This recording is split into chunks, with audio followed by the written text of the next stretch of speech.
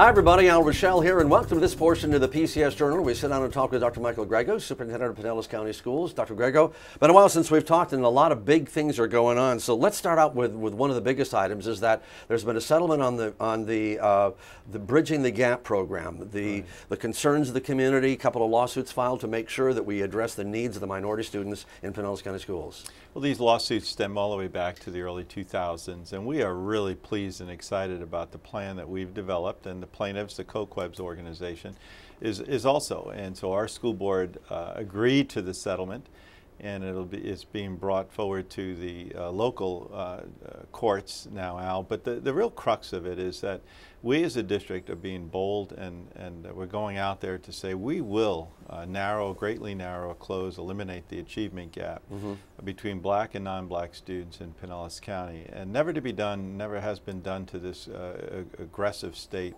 in the state of Florida. And we believe it's a national model. We center it around graduation rate, national assessments that we know of, whether it be the Florida Standards Assessment or SAT, ACT scores, accelerated courses, behavior infractions and discipline, and also the ESE issues where African American students are being staffed into ESE programs more frequently. And the kind of the bottom line of this, though, is that all the parties came together, and now you've got it, because one of the complaints was, well, it's really not written down enough, or they're not following on what they've written down, so now it's all in one place, everybody can see it, and there's a consensus that you are working in that direction. The great, and it's for your viewers, it is on our website, and the entire plan. And I think the great strength of this plan is its metrics, its methods of evaluation, its accountability standards that never really been before. And so this is really a bold move, as I said before,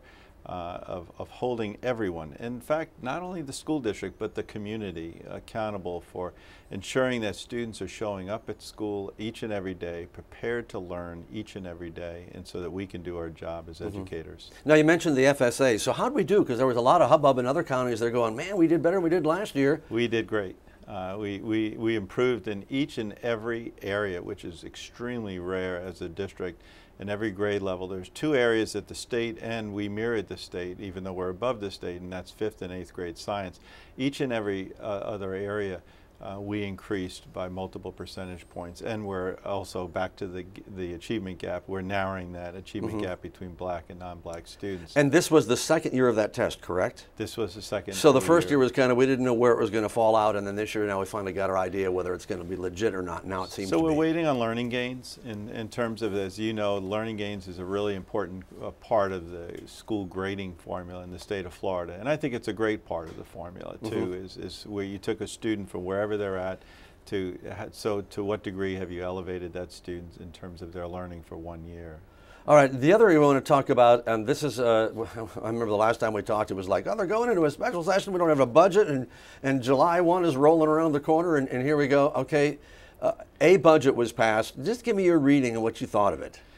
Well, a special session, as you mentioned, was brought back. The governor vetoed the budget, and for us that was a really good deal, because for our school district, it's not a growth district. Their budget originally that was on the governor's desk was going to actually be a reduction of funds for Pinellas County Schools.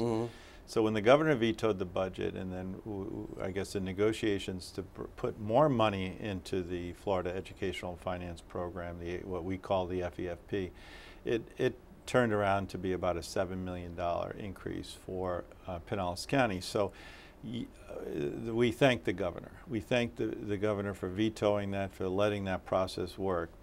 At the same time, we were grateful for that. We also saw tremendous amounts of revenue being siphoned off into many other areas. Into 7069, there was about $434 million being placed into schools of hope, private charter companies, and many other areas that we felt a greater proportion or share should have been put into the FEFP. The governor's original budget called for about a 3.25% increase in Florida public schools. The Senate's original budget was just slightly under that, about 3.2%. We are now, after the veto and after the compromise, we are about a 0.99% in Pinellas County. So Yes, we're grateful. Yes, if it wasn't for the veto, we would be at a negative, but now we're about a 1%. 1%. 0.99%. However, Al, with the increased costs of the Florida retirement system that we're being charged with the increased costs in healthcare, the increased cost in utility bills, the increased cost in just salaries and everything else, that 1% really doesn't even cover that. So we're grateful on one side for the veto. On the other side, we're dealing with some reality, just inflationary costs that we see. We would certainly hope that as we move into next year, that the House and the Senate takes a more serious look at the educational budget. And what happened with teachers' bonuses? Were they touched at all? Well, the best and brightest was put in there, and that was part of the thing. There was hundreds of millions of dollars to put in for $1,200 and $800 kind of bonuses, not reoccurring, but bonuses for teachers who are either highly effective or effective. What this did, I mean, we're always happy to put money into the hands of teachers. Sure. But what it did was it took those resources away from the bargaining and table and gave us the ability to really take that money instead of being told that $1,200 and $800 need to be placed into select teachers' hands. So we will put the pieces together. It is law as we exit many sessions. The dust will settle. Certain interpretations will be. This 7069 was a very complex conforming bill. Had many parts to it, and we will work with the Department of Education for interpretation, whether it be the Schools of Hope or many of the other components of the bill. Yeah, I mean, we could talk a whole program on Schools of Hope and some of these things that are going on right now. Let's talk about some other things that went on. I had the privilege of participating in the World Refugee celebration, World Refugee Day celebration at PTech, or now it's called Pinellas Technical College. I can't tell you what a wonderful Doug Haskett and his whole group. Just great people. Well, you could tell us more about that, 'cause you have emceed that for a number of years. Right. Yeah. And we host that, and we also have the training there at Pinellas Technical College, and we want people in this community to see the services that Pinellas Technical College provides. It's an amazing to building. this community. Yeah. We really thank you, Al. For, oh no, I didn't do it for that. I was just so thankful for those wonderful people, and when you hear their stories. Oh, because you know the buzz in the media kind of gets all filtered up and gets kind of whacked out of the way. So that when you meet these people one-on-one and find out what they've been through and how glad they are to be in this country, man, it does bring tears to your eyes. All right, let's talk about some of the other things that are going on. Summer Bridge program, which is now in its 5th summer. Am I counting right? 5th summer. Yeah. Record numbers, and you know the exciting thing about this is like every 5 years now, the curriculum folks redid a lot of the lesson plans. A lot more application, a lot more cross-curricular project-based with science, mathematics, and reading and reading comprehension. And each and every elementary school now involves a field trip, which we're getting students out into the community too. So again, thank you to this community. There can be more and more students that are attending Summer Bridge. It's a half-a-day program that truly is making a difference with our students. Pinellas Park Middle, I saw this, we read this on the news the other day on Bay News 9. I thought, wow, groundbreaking. The Pinellas Park Middle, I mean, you know, to say that it needed some work is maybe it's an understatement. It's an understatement. And now they're going to have what almost looks like a complete makeover. It really is, and this is long overdue, $26+ million when we've set aside for this project. But let me also give a shout out and thanks to our school board. We talked about before that our capital budget has been cut so seriously over the last few years. We have a district, as you've mentioned on this show before, that is not in debt at all, and our board, with the interest rates being so low, is saying it is time that our citizens and our community, they have state-of-the-art educational facilities. So we're bonding this project, and for the first time in many years, and it's a really good financial investment. So instead of waiting, and I want the board to get that credit, because they are out there in securing resources so that the students of today and tomorrow have top-notch facilities. This school was built in 1959, and it really does need and upgrade. So not every brick, but most of it. It's going to be a wonderful school, and Pinellas Park, they deserve it. Our community deserves it. The parents deserve it, and I'm very, very excited about it.